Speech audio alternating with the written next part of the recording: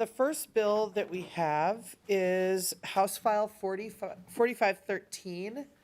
Representative Greenman, welcome to the committee. The chair moves that House File 4513 be laid over for possible inclusion in the 2024 tax bill. Thank So I'll you. turn it over to you, Rep. Greenman. Thank you. Excuse me. Thank you, Madam Chair and members, and I'm glad to be here with all of you. This is my first time in taxes to present 4513, the corporate tax rate to no bill.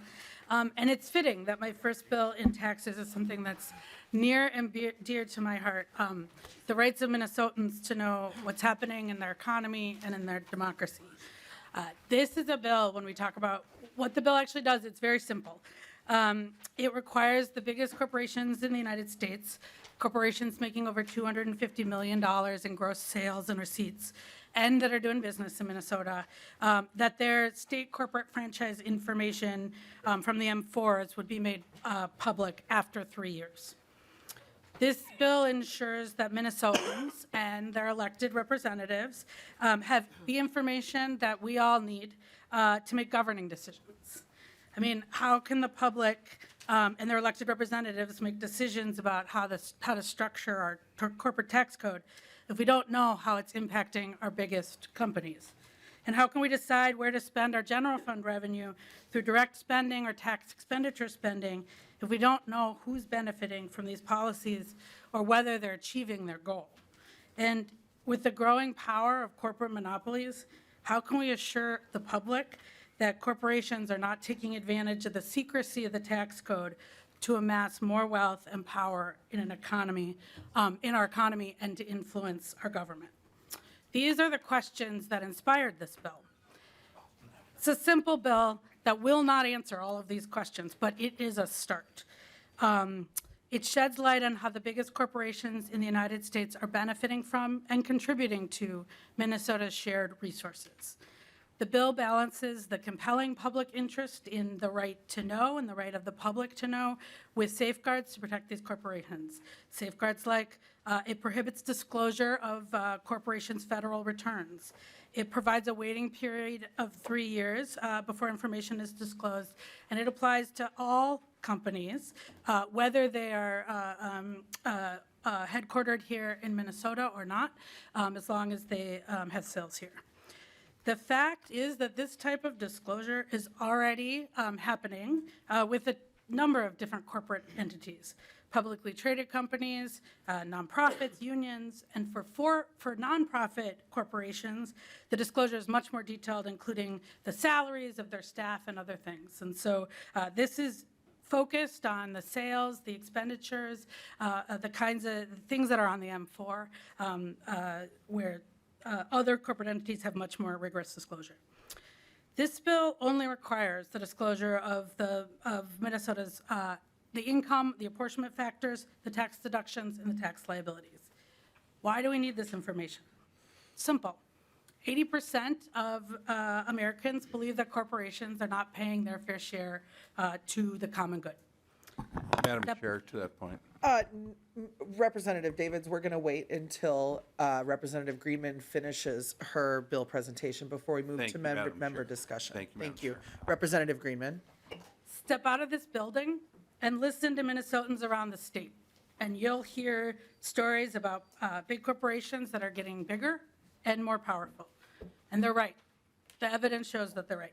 In the last 30 years, over 75% of industries have grown more concentrated, and if that rate continues to the current day, or to 2070, there will only be one giant corporation left. Corporate monopolies dominate a variety of industries and use their consolidated power to raise prices, lower wages, offshore jobs, squeeze out small businesses, and, important to this committee, shirk from contributing to the common good. And most importantly, and important to all of us here, they use their cumulative power in this economy to exert more power on all levels of government and create rules where they can extract more profit at the expense of Minnesota families, farmers, consumers, and communities. Minnesotans are urging us in committee after committee to level the playing field for workers, for families, for farmers, for consumers, an economy that feels really tilted right now. As part of this conversation, the public has the right to know, and we, as their elected representatives, should know how much corporations are paying in taxes, the biggest corporations, how much tax breaks and tax expenditures folks are getting, and who is benefiting from the over $1 billion in tax expenditure spending. This is a bill, it's a simple bill, it's one page, that brings some transparency and trust to the people of Minnesota. So we can, in the slightest way, crack open the books of the wealthiest corporations, if only to see how much they paid in taxes in Minnesota and what breaks they're getting from us. So with that, Madam Chair, I would turn it back over to you, or for testifiers. Thank you, Representative Greenman. So we do have a number of testifiers who've signed up, so we're going to call them up. First up is Rebecca Nelson. And on deck is Julie Thompson, if you could just be ready to go when Ms. Nelson is done. Thank you so much for being here. Please just introduce yourself as you go ahead with your testimony, if you don't mind. Good afternoon, Chair Gomez and members of the committee. My name is Rebecca Nelson. I'm a registered nurse at a large urban hospital in the Twin Cities. I am also a proud member and a board member of the Minnesota Nurses Association. MNA's 22,000 members represent 80% of nurses that work at the bedside in hospitals in Minnesota. As nurses, we see firsthand the impact of a society that denies people basic human rights like housing and health care. Many of the most vulnerable patients we see on a daily basis are there because they lack the sort of stable, affordable health care that exists in every other developed country in the world. Amidst these systemic failures, we know that hospitals, insurers, pharmaceutical companies, and medical device manufacturers are earning enormous profits. In 2023, United Healthcare was the 5th largest corporation in the country with $28.4 billion in profits. They don't actually provide any health care. Their wealth is built entirely off of the exploitation of patients in the state of Minnesota and workers like me. Working in patient care conditions inside of Minnesota hospitals are very difficult, and they continue to get worse. My health system, within the last 6 months, underwent some systematic planned staffing cuts in its largest hospitals, mostly centered in the metro area. We were told this was because health system finances were under pressure. It doesn't seem ethical or moral to me to cut nurses that are required to keep patients safe and healing when we know that just about every other industry that touches the hospital, including pharmaceuticals and medical device companies, are paying CEOs really exorbitant salaries and posting record profits. On top of that, major healthcare corporations like United also receive billions of dollars in tax breaks every year. Healthcare is the most heavily subsidized industry in the United States. Minnesotans not only pay for much of their own private healthcare via their insurance plans, they pay again as taxpayers when we cover care for those excluded from the private markets. In Minnesota, we even have gotten in the habit of paying insurers hundreds of millions of dollars in extra reinsurance just in hopes that these companies don't raise our rates, which they do anyway. So yes, I would like to know how much healthcare profiteers are earning out of the pockets of me and my patients and how much they're receiving in tax breaks from the general public. I think that this is information all Minnesotans should have. Large profitable corporations have created this broken system that Minnesota nurses are now struggling to maintain. Our union, the Minnesota Nurses Association, believes that Minnesotans have a right to know how much large corporations are earning in Minnesota profits, how much they're receiving in Minnesota tax breaks, and how much they're paying in Minnesota taxes. This is something that we already require of nonprofit hospitals, and we should extend that requirement to all large corporations. This is the least that we can ask of the corporations that are profiting off the sick and the vulnerable. Thank you. Thank you for your testimony. Up next, Julie Thompson. On deck is Beth Cadoon. Thank you so much for being here. Good afternoon, Chair Gomez, committee. I am Pastor Julie Thompson of St. Stephen Lutheran Church in White Bear Lake. As a clergy person, I see people in my congregation and in the broader community who are struggling. I have people in my suburban congregation who are facing homelessness. Others have difficulty in getting mental health support for themselves or for family members. Others are on waiting lists for services for their children.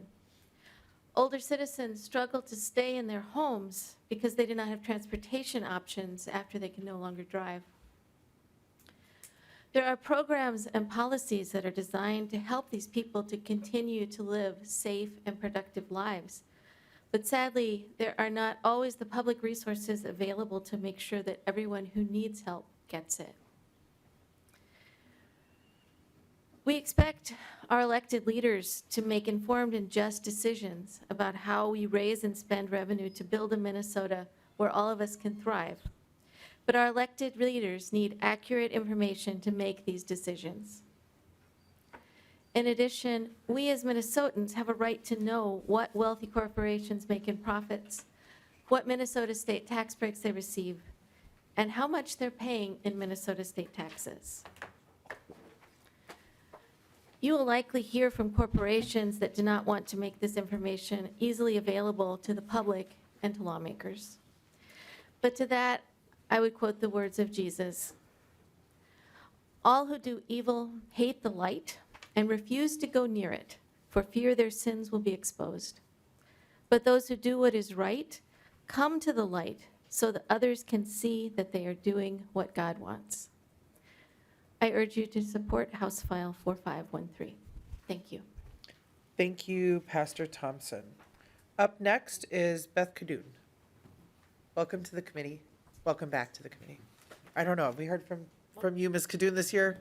I think I'm Yes, kind of well. on the very first bill, of course. Welcome back. Thank you, Madam Chair, members of the committee. My name is Beth Kadoun. I represent the Minnesota Chamber of Commerce. We're an organization of about 6,300 businesses across the state of all sizes, small, medium, and large.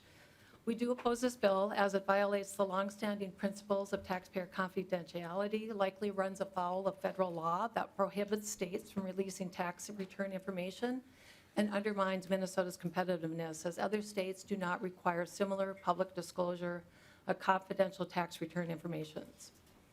Taxpayers have a justifiable expectation of privacy on tax information they provide, and confidentiality of tax returns is a long-standing policy principle at both the state and federal level.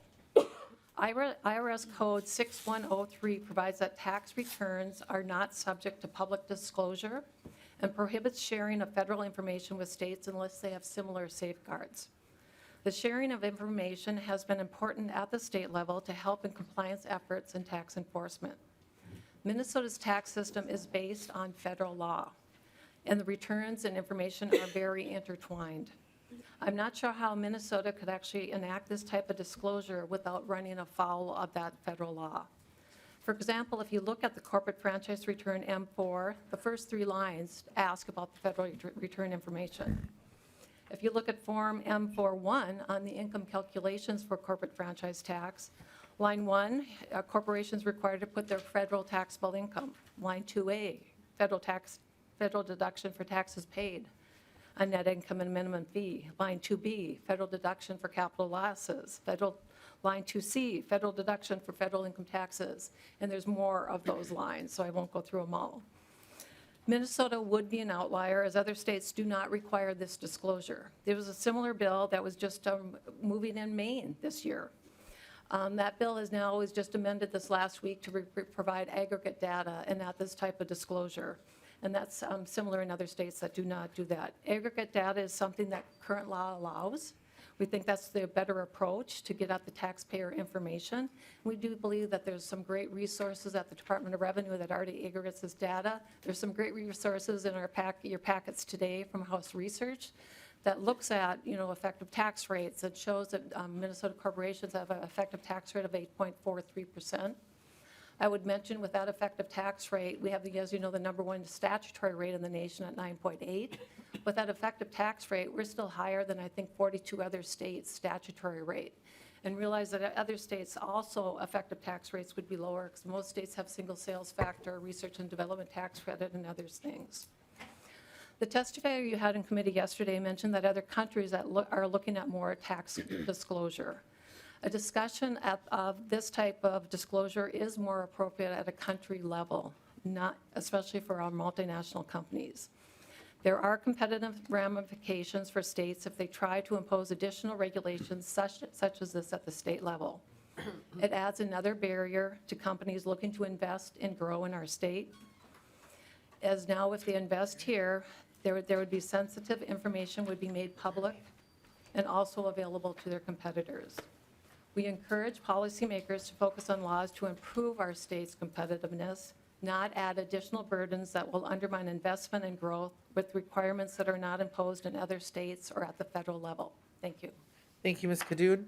Representative Greenman's a lawyer. I'm sure she's going to appreciate engaging with those legal assertions, but we'll have to wait until we're done with the testimony. Next up is Chris Lavella, and then Mr. Hanson, you're on deck after that.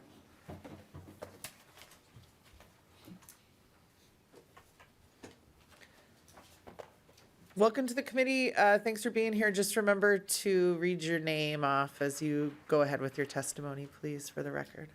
Thanks.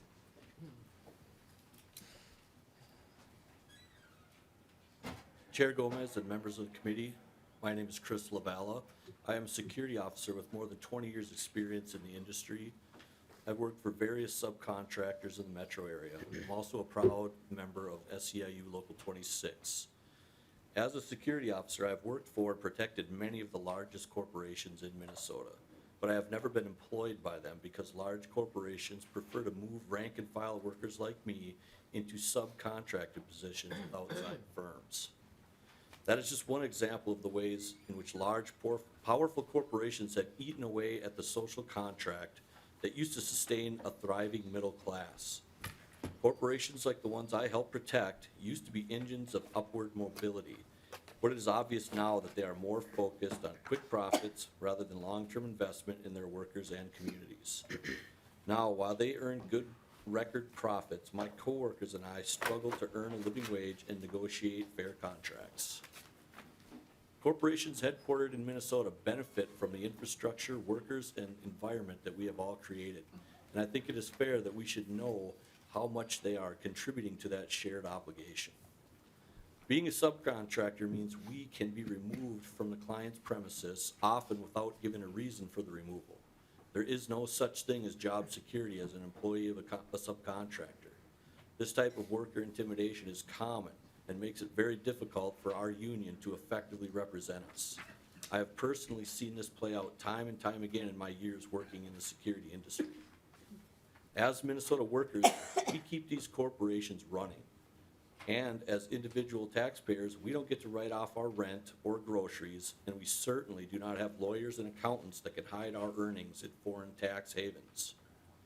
When I think about the corporations that earn enormous profits on the backs of workers like me, I think the absolute least we can do is know how much they are earning in Minnesota and make sure that they are paying their full rightful liabilities back into the communities that make their profits possible. Thank you. Thank you very much for your testimony. Up next, Gavin Hanson.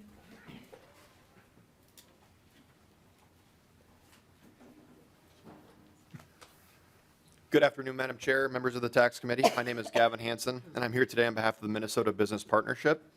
I appreciate the opportunity to address House File 4513, a bill that seeks to mandate the disclosure of state franchise tax information. The MBP, which consists of over 100 CEOs and senior executives of Minnesota's largest employers, collectively employing approximately 4.8 million individuals worldwide, including nearly 500,000 here in Minnesota, values this opportunity to offer our perspective. At the heart of our mission is ensuring that Minnesota remains competitive in the global business economy. House File 4513 presents a substantial hurdle to this objective. If passed, this bill would place Minnesota companies at a distinct competitive disadvantage, as no other state in the nation imposes such a stringent tax disclosure requirement. We have identified several key concerns regarding 4513. First, the bill discloses sensitive private taxpayer information. This raises significant privacy and security concerns. Second, the ambiguity surrounding the potential utilization and interpretation of this disclosed information by competitors, other states, foreign nations, and the general public introduces serious uncertainty and risk for Minnesota businesses. Third, the bill's implementation would complicate the process of disclosing state tax information without simultaneously revealing federal information. Given that the Minnesota state returns start with federal income, this creates logistical challenges and potential legal conflicts. Fourth, the disclosure requirements could lead to the publication of returns involved in ongoing audits, appeals, or litigation, further exacerbating the risk of unintended consequences and legal complications. It is important to recognize that the businesses targeted by House File 4513 already adhere to existing laws and regulations, undergoing rigorous IRS audits to maintain their compliance. Relevant agencies possess the authority to access tax returns as needed, making this proposed legislation unnecessary. House File 4513 would mandate the public disclosure of confidential tax information, placing Minnesota companies at a disadvantage and exposing them to undue risk from out-of-state competitors. Why should we penalize our homegrown businesses and undermine their competitiveness? I urge the committee to consider the broader implications of House File 4513 and its detrimental effects on our state's economic competitiveness. Thank you for your attention to this critical issue. Thank you very much for your testimony. Finally, we have Ida Ali. Welcome to the committee.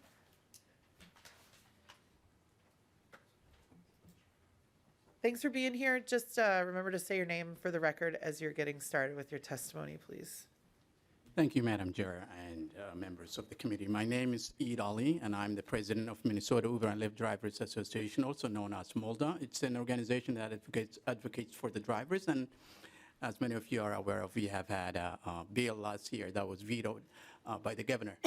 I'm here for a different aspect today here. I'm happy to be here today to testify in front of HF 4513, which required large corporations to publicly disclose how much money they make and how much taxes they pay in Minnesota. Minnesotans rely on our drivers to get to and from their destinations safely and efficiently. It's important work that should create good jobs. But instead, drivers like me struggle to earn a living, and we have chaos in the rideshare industry because greedy corporations have inserted themselves as a dominant middleman and refuse to pay a living wage. In fact, even though corporations like Uber and Lyft control how much we earn, they do not pay us wage at all because we are classified as independent contractors. Our drivers are forced to provide their own cars, buy their own gas, pay their own insurances, and even cover their own payroll taxes. That arrangement means lower costs to Uber and Lyft, but much lower earnings for the drivers. On top of that, we know that the large corporations benefit from many special tax breaks that are not available to regular workers and small businesses. I hope, as elected representatives of the people, you will work towards a more clear and honest tax code that treats all businesses equally. Right now, Uber and Lyft are threatening to leave Minnesota because drivers are demanding fair wage. To me, there could be no clear sign that corporations are drunk on power and that they do not believe their profit depend on an able and willing workforce. Uber and Lyft insists that they cannot afford to pay us more. For thousands of drivers like me, our livelihood depends on the whim of these enormous corporations. I think that gives us a right to know if they are telling the truth. We have right to know how much money they are making off of our labor and how much they are paying in taxes. Thank you. Thank you, Mr. Ali, for being here. So that concludes the testimony from people who had signed up previously. Is there anybody else present who wishes to testify? I'm not seeing anybody come up, and so we're going to move to member discussion. Representative Davids. Thank you, Madam Chair, and I would like to know if the Department of Revenue supports this bill. Ms. Bears?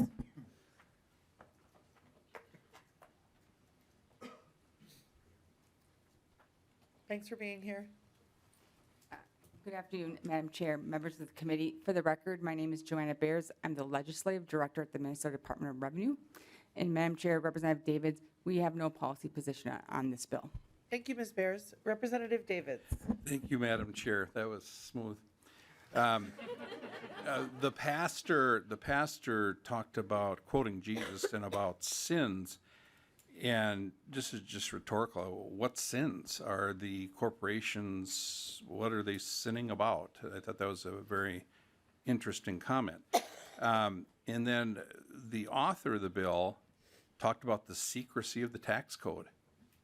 How secret is the tax code? It's all there. The tax code is all there. There's no secret that I'm aware of in the tax code. If there were some, I'd like to know because I'd probably use them. And of course, this bill clearly violates federal law.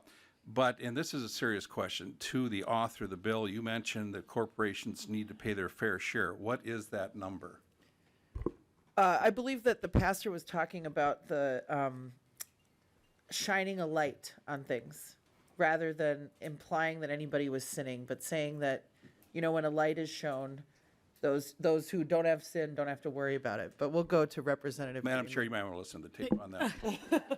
Thank you, Madam Chair, and Lee Davids. And as a Jew, I couldn't expound on Jesus, but I will take the chair's and your word for it.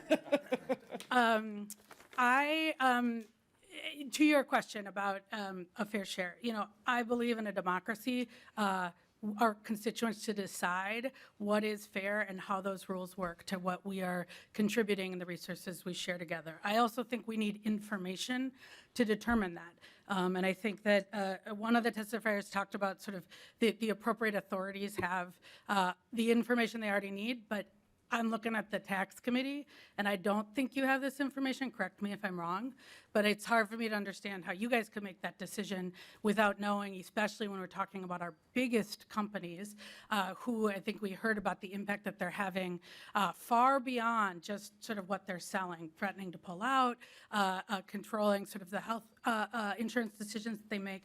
And so when I think about what the right answer to our fair share is, I think that in a democracy, it should be the voters and our communities that decide that answer. Representative Davids? Thank you, Madam Chair. Different twist on my fair share. Just so everybody knows, if anybody sits at that table and says fair share, they're going to get the question because I still don't have an answer what that is. Thank you, Madam Chair. Thank you. Representative Greenman, we've heard a few references in testimony and from Representative Davids about the sort of legal issues. So I wonder if I could, before we just move on to other questions, if you could address that briefly, Representative Greenman. Thank you, Madam Chair.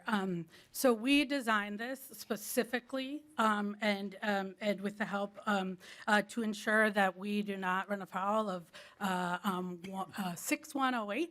And that the information, and if you look in the fiscal note, it says no federal tax information will be disclosed. There is no state law that prevents its disclosure, or when we pass this law, I should say, if we pass this law, the state can decide that.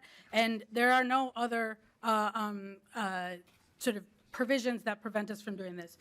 Corporations get their charter from the people of Minnesota and the state of Minnesota. We decide what their rights and responsibilities are, and one of those things might be having transparency into how much money they're making, and also how much we're spending on tax expenditures that are going to their benefit. Thank you, Representative Greenman. Representative Pinto. Thank you, Chair, and thank you, Representative Greenman, for this bill. Maybe I missed this when you were presenting, and if I did, then my apologies. But if you could just talk about the comparison with other forms of legal entities, and this kind of builds on what you were just saying.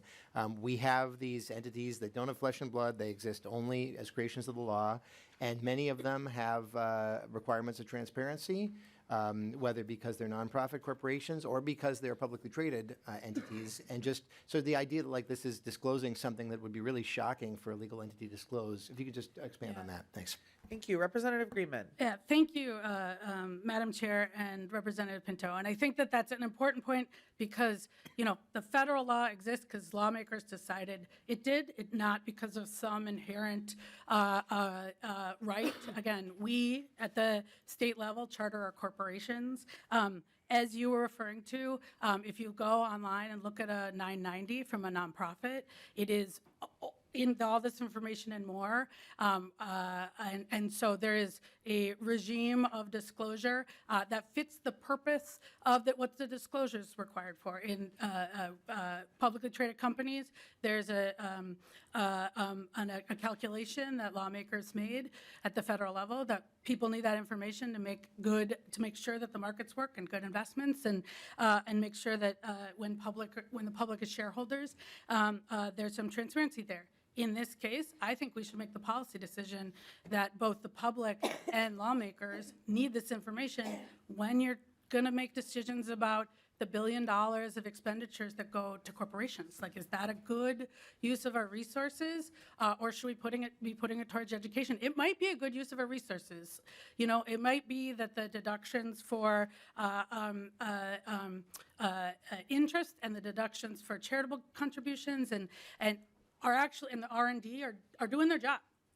But I don't know how you know that right now, especially not looking at the biggest corporations. And so I think it's a policy decision, and we very carefully crafted this so that we don't run afoul of federal law, but the decision of what we do at the state level is ours and yours to make.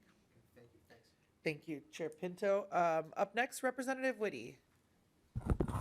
Thank you, Chair. Representative, I appreciate your passion for this. So is this done in any other state currently? Representative Greenman. No, it's not. Representative Whitty.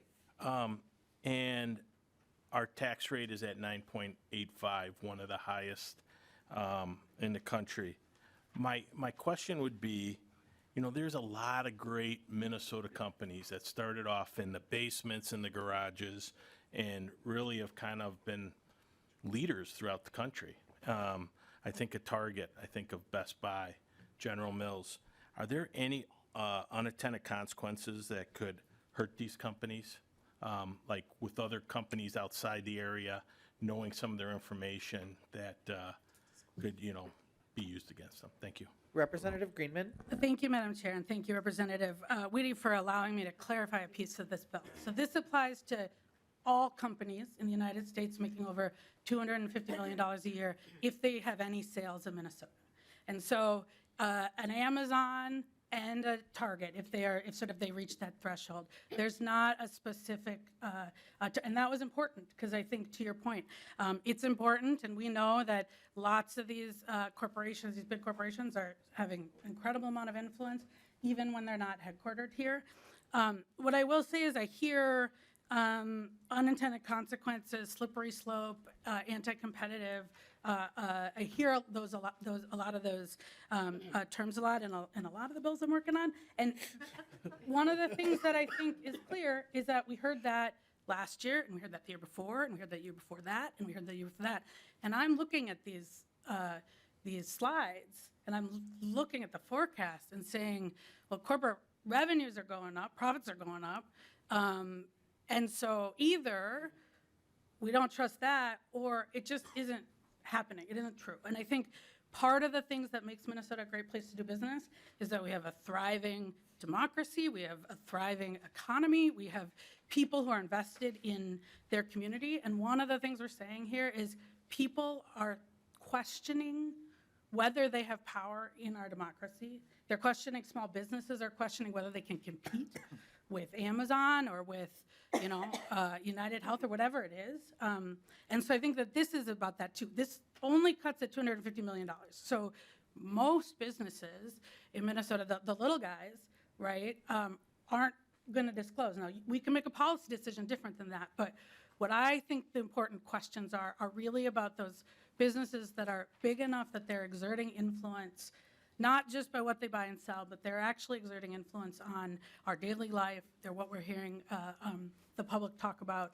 and they're frankly exerting influence in the halls of power at every level. And so those are the ones that we're starting with to make sure. We just know, again, how much are they paying in to make sure that, our roads are built and our kids are getting a good education. And I think, again, we hear about how much taxes corporations are paying. I sort of expected my friend Gavin Hansen to come and say, this will allow us to tell you, and I don't mean to pick on you. It's okay to pick on Gavin, just for the record, in tax committee. Just kidding. But in all seriousness, this will allow, right, if corporations are paying it, into our corporate, and into our government coffers, we'll see that too, right? That tells a story too. This is just that data. So this is the what's happening in Minnesota minus the federal piece. Representative Whitty?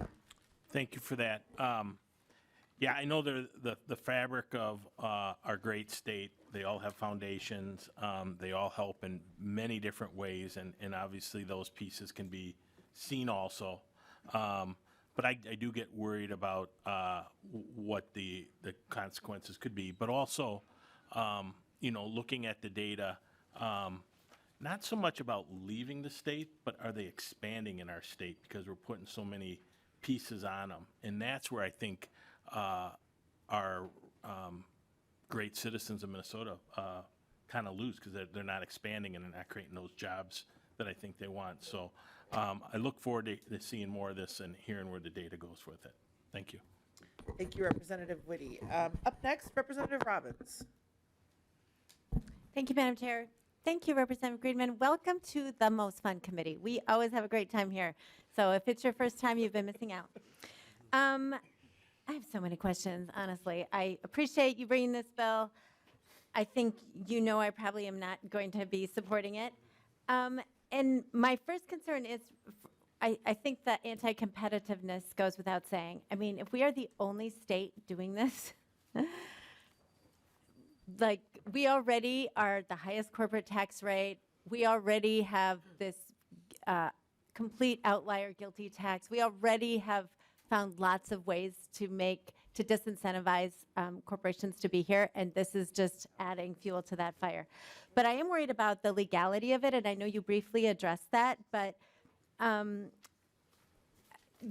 maybe the bill is inconsistent, or maybe it needs more clarification, but it says the corporations in line 1.11, corporations' corporate franchise tax return would be available on a website, and all corporate franchise tax forms relating to the calculation of income, apportionment, and calculation of tax. Like, that data is coming from their federal return. So how could it not be then disclosed? This is referring to data that's on the M4, but I'll go to Representative Greenman. Yeah, thank you, Madam Chair. And Representative Robbins, and I do want to come back. I don't know if you guys want me back, but I do want to come back. Well, next time Representative Davids is going to insist that you bring some treats. I had to calm the furor over here when they heard that this was your first time in committee. I was like, it's okay that she doesn't have donuts, but next time, Representative Greenman. That is an unintended consequence. Oh, yeah. Thank you, Madam Chair. And Representative Davids, I was not aware of that, but I would have brought them if. So if you look at 1.16, it says it does not authorize the commissioner to disclose a corporation's federal return or federal information. And that's also what the fiscal note says. And so based on the M4s, right, excluding this information, that's what will be made publicly available. Representative Robbins? Thank you. I would just submit that I'm not sure it's, just because the statute says that in those different places, I'm not sure it's not still in conflict. And I would expect in the fiscal note, they say they have a 0.25 cost for a lawyer. My guess is they're probably going to need to increase that. So my next point, Madam Chair. Yes, Representative Robbins, please continue. Thank you. Is I want to kind of just address the overall tenor that somehow all these companies are evil and they're greedy, and the disparagement of these companies today has been kind of shocking, I have to say. And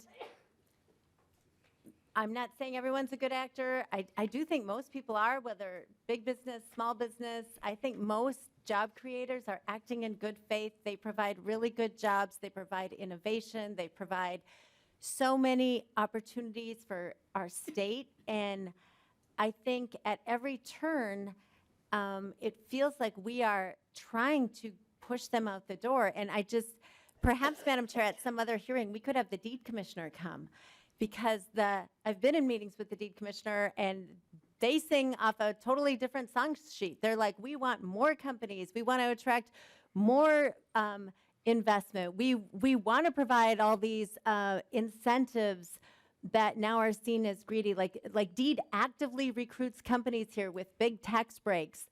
And we're constantly trying to incentivize business to come and grow and be part of the fabric of our communities. And I feel like this is really undermining that and misunderstanding how the economy works. All the things that my colleagues on the other side of the aisle want to invest in, the money for that investment comes from economic growth. And if we don't have companies here to create jobs, create growth, increase our state GDP, then we have less available to invest in all of the priorities that we all care about. And I think I don't know where the fair share line is, and I'm not sure any of us do or our constituents do, but the markets tend to work. And the more we pile on mandates and then requirements, and I just feel like we are really undermining our ability. What we really need in a previous demographic thing is we need to attract labor and we need to attract capital to Minnesota. We are long-term trends bad on both. And this is not pushing us in that direction. So I'm just encouraging people. I love whoever the testifier was that said, do the aggregate data. I think we probably already do that. We know a lot about what corporations pay in taxes. That was what bumped up the forecast this last time, was the increase in corporate profits. So we know a lot of how much they pay. I think in the tax incident study, we figure out what they're getting in tax expenditures at a macro level. So we can follow those trends, but to make them disclose publicly, individually by company, I just think is a great disservice to our state and our competitiveness. And I would urge members to not support this. Representative Greenman. Thank you, Madam Chair, and thank you, Representative Robbins. I guess to start, disclosure is not a punishment. It's not a punishment when you're a publicly traded company and you have to disclose, and it's not a punishment when you're a nonprofit and you have to disclose. And I don't think that it is taken that way. It's taken as a tool to make sure that for corporations, for nonprofits, that entities that have great public trust and weight, that the public, the taxpayers, investors, lawmakers actually have some transparency in there. So I don't, again, this is a simple bill. I have very few bills that are only one page. Come talk to me in labor. And so this, you can read it. This is not a punishment. It is a tool of information that we see in other entities. And I hear you on the, I was on workforce the last couple of years, and I think that one of the things we're trying to figure out is, are the investments that we've made working? But we actually don't know if the R&D credit is working. If we don't know, is it just the corporations that have the best accountants? Or is it folks who are actually investing here in our districts and our communities? This is a tool of information. And the last thing I'd say, I think what you're hearing, and I think particularly you hear the language, I mean, when in my community, but like words like greedy and all that stuff, like people are frustrated. And they're frustrated because it feels like their health insurance keeps going up and they're not getting more for it and nobody knows where it's going. They're frustrated because their employer is squeezing them. I mean, you heard common labor. We hear it from across the sectors in the economy where people feel like they're being deprived even of the government benefits. You heard that unemployment insurance, workers' comp, it doesn't matter.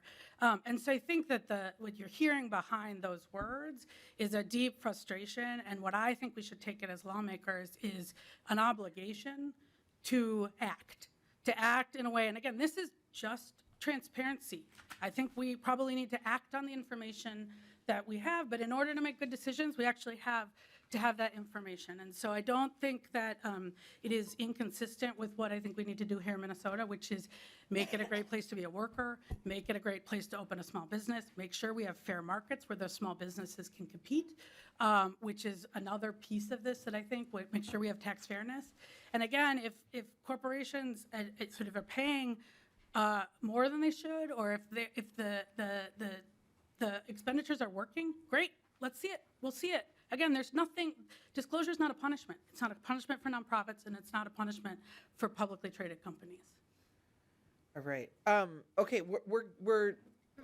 we can do one more, but we're getting a little tight on time, and we have a couple other folks on the list, but Representative Robbins. Sorry, thank you. I appreciate the exchange. And I would just argue that that same frustration is what we hear in our communities too all the time from workers and from small businesses who feel like they are getting mandated, which is driving their costs up, and they can't even keep their doors open or pay their workers to attract workers, which is why they can't afford to pay what the market's demanding from workers with all the increased costs. And they see all these mandates on schools and the huge investment in schools, and they don't know where that money went. And they feel like they're paying all these taxes and paying all these increased costs, and they can't, keep the lights on in their business or pay their property taxes. Like, that frustration is really strong, and a lot of those reasons that people are frustrated are because of government policies that we have put on them. And so perhaps that shared frustration from different angles is, a place we could work on together. But I would say that requiring all these companies to put their tax forms out there is not going to solve the frustration. What's going to solve the frustration is allowing people to run their businesses, to make decisions that are in the best interest of their workers, because one size doesn't fit all. And I hope that we can get to a place of looking at that perspective too. Thank you. Thank you, Representative Robbins. We do allow ourselves to go a little far afield in taxes, but I want to remind everybody that we're talking about a basic disclosure of companies with $250 million or more in sales, that we're not asking companies to actually take any action, that we're asking the Department of Revenue to just share that information. So I had a lot in that, but if we could stay a little bit more focused, that would be great. Representative Youakim. Thank you, Madam Chair. And I'll try to stay focused and brief. Maybe you should go to someone else. All right, Sorry. we'll come back to you. Representative Swedzinski. Thank you, Madam Chair. Just a quick question, maybe to nonpartisan staff, but just kind of looking at the bill. So it's not, the bill just specifies companies that have 250 million sales domestically. I'll go to Mr. Klayman, if that's okay. Mr. Klayman. Madam Chair, Representative Swedzinski, yes, that's correct. It's aggregate domestic sales. Representative Swedzinski. Thank you, Madam Chair. So, so companies that, not necessarily 250 million of sales in Minnesota. Okay, so just to clarify that. And then, do the companies have to, in order to meet these requirements, do they have to be domestically located to make this report? Mr. Klayman. Sorry, I didn't mean to interrupt you. No, You're that's done. fine. Okay, You're doing great, Mr. Madam Klayman. Thank you. Madam Chair and Representative Swedzinski, so it would apply to any corporation subject to the corporate franchise tax, and that's, so basically if you're a corporation that's headquartered somewhere else, but you're making sales in the state, you have that corporate franchise tax return requirement, and then if you hit that 250 million aggregate sales threshold, then the return information for that taxpayer would then be subject to the disclosure requirements. Representative Swedzinski. Thank you, Madam Chair. And then just kind of a follow along those same lines. So if you're a domestically based business, will that potentially even, that information, would that be available to international based corporations? Mr. Klayman. Madam Chair, Representative Swedzinski, so yeah, if you have an internationally based corporation that's making sales in Minnesota and is subject to the corporate franchise tax, then the disclosure requirement will also apply to them as well.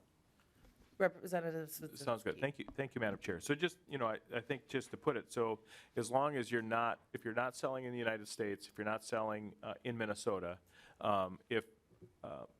would that consider, Madam Chair, would you be subject to this requirement if you are not, if you have a corporate governance that doesn't allow for the sale, so direct sale, so maybe through a secondary sale, if you're selling it to Minnesota? So let's say you're not directly selling to Minnesota, you've got corporate governance that says you're not, but you maybe have secondary sellers or potentially folks that are taking your product and selling it on the secondary market into Minnesota. Are you required to make that same disclosure? Mr. Klayman? Madam Chair and members, I think the answer would be no if you're not making sales into the state. So if you're selling to a distributor that then makes sales into the state, it would be the distributor that then would be subject to the if they're a corporation, would be subject to the franchise tax disclosure requirement. Thank you, Madam Chair. Just I think one of the things that we should always keep in mind, I understand folks want to use language like paying your fair share and the rest. And when we're talking about these, there's not corporate giveaways. This is just whether or not we're allowing businesses to keep their profits. It's not like the state of Minnesota is writing checks to these businesses. It's just, we're just letting them keep what they earned, whether they're a small business, a large business, a large corporation, a small corporation. I think we need to be really careful with the language that we use, that this money is the business's money. This money is the individuals who made the money, not the state of Minnesota's, right? Like, we can't give away something that is not ours, right? Because we have the power of the purse, we have the power of, if you don't pay your taxes, you're going to go to jail. So essentially, at the end of a muzzle or a stick, you're encouraged to pay these taxes. So when we allow businesses or individuals to keep their money, it's not a giveaway. That's just their money that we're not taking from them. And I think we're having domestic businesses opening their books for the world to see. And I don't say that lightly. The reason why this isn't being done in any other state is because we understand that international markets matter, and that if we allow our books for our domestically located business that are making sales, that are focusing here on the domestic product, by giving an unfair advantage to international businesses that maybe currently aren't in this market, to understand our practices, to see how the business model works, to see where profits can be made, profits can be lost, they're going to be able to have inside information that we just share with the world for businesses to come into the United States and compete and push out even local. So while we're saying, well, we just, these nasty businesses, well, there's nastier international ones that maybe don't have market share here yet. And if we open these books to them and allow this just to be willy-nilly public information, we're going to disadvantage domestic businesses. China doesn't do this. China doesn't open their books to say, hey, Minnesota business or America business, here's our books. This is how we operate. This is how our profit centers go, right? Like, it's right there. Oh, shoot. Well, I guess we don't have that advantage to seeing how they work, but they now can see how these businesses do it. And, we should create a business around that and model it and just happen to have sales less than $250 million. So we don't have to worry about it. Shoot. And then we'll just direct sell it right into those states and compete with domestic producers. And, I just don't think that, however you feel about a business that's at least willing to locate domestically. It was said earlier that if we don't do something, all these businesses are going to conglomerate and be one business. Well, my fear is that if we have a punitive tax policy where we refer to businesses as greedy and nasty and less than what we deserve, I agree. We will probably just have one corporation in Minnesota because all the rest of them have left. And I think this is fun to just kind of play whack-a-mole and say, hey, you you over there and that's part of the state or you part of the country, you've kind of risen up, you've stuck your head out of the little wood box, whack, Minnesota whacks you in the head and beats you back down. And guess what? Now you're back down below the box, and now over here, there's going to be another one. We've all seen the games at the carnivals, and this business kind of been fighting and trying to make things work from energy law to tax law to all these things, and they kind of happen to raise up, and all of a sudden, now your books are open to international business. Whack! Minnesota comes and gives you a good beat down. And Sorry, can we wrap up? I'm just looking at the clock. certainly, Thank you. I'll stop talking, Madam Chair. I would never ask you to stop talking, Representative Swazinski. But I have to say, at the beginning of your comments, I was like, oh, maybe we can move on to Representative Joachim, but I absolutely have to turn it over to Representative Greenman because I think she's I shouldn't have started coughing. Representative Greenman. Thank you, Madam Chair, and thank you, Representative Swazinski. And China isn't the market economy I think we should model our laws on. When I took college, high school economics, the number one assumption is transparency and perfect information, right? We don't have that. But price transparency is actually critical to fair markets. And I don't think anyone would argue that China has a fair market. And so I think we should think about what's best for us here in Minnesota. And I would just say, I think, and I'm sure you guys have this conversation a lot, but you know, when I think about what taxes are, right, they're the cost of doing business, to live in a society that has roads to drive on, a workforce that's educated, infrastructure so your water is clean. That's not something that comes on its own out of the magic, right? That is about how we all, as communities, as workers and business owners, as families and consumers, we're all part of that.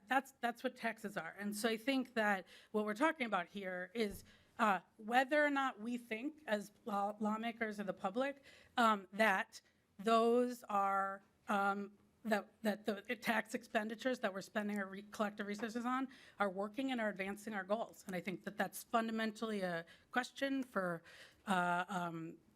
we the people, for democracy, and that's why we need this information. Representative Joachim. Oh, I hate to go after the author, but thank you. I will just say thank you for bringing this bill forward. And I like the latitude you give in committee to have these deep discussions. I will say aggregated data does not always tell you the whole story. Sometimes you have to disaggregate. And I must have missed a lot when I stepped out in the hallway because I came back in and all of a sudden we were on a completely different bill. From my understanding, this bill just helps us get information to make evidence-based decisions on how we're spending taxpayer dollars. In education realm, we like disaggregated data. We try to focus on evidence-based. And we also like to think of mandates as accountability. And we need accountability so that we're accountable to our taxpayer dollars to make sure we're spending them wisely and investing in not just people in Minnesota, but our businesses too. And earlier on, 3 businesses were mentioned that we're so very proud of. They grew out of research at the U of M. They are publicly traded companies that are already disclosing this information. So all we're asking here in your bill, from my understanding, is to make sure that we get the information so we can be wise with our taxpayer investments. And I just want to thank you for that. Thank you, Representative Joachim. That's the end of the list. Rep. Greenman, you just gave what I thought was a great closing, but I'm going to go back to you if you have anything more to add. I will just say, Madam Chair, and I really appreciate this discussion. This is a lot of fun, this committee. I should get on it next time. But what I would just say again is that we have made choices at the federal level, in the nonprofit space, in the publicly traded company space to require disclosure because it fit our policy goals. That's the same thing here. And I think as lawmakers, as members of the public, you heard the public talk about the way we can use this information. I think just disclosing and having that transparency, giving voters and all of us who represent those voters the right to know and be able to assess our policy is just good policy. And I think it would go a long way to ensure that as Minnesotans, and I think we all have raised, have feelings about sort of the big powerful interests and the big powerful corporations, that that transparency will help build some kind of trust with the public. So with that, Madam Chair, I would ask for you to support my bill being laid over and included. There we go. All right. Thank you so much, Representative Greenman. Well done. With that, the chair is going to renew her motion that House File 4513 be laid over for possible inclusion in the 2024 tax bill, and it is laid over.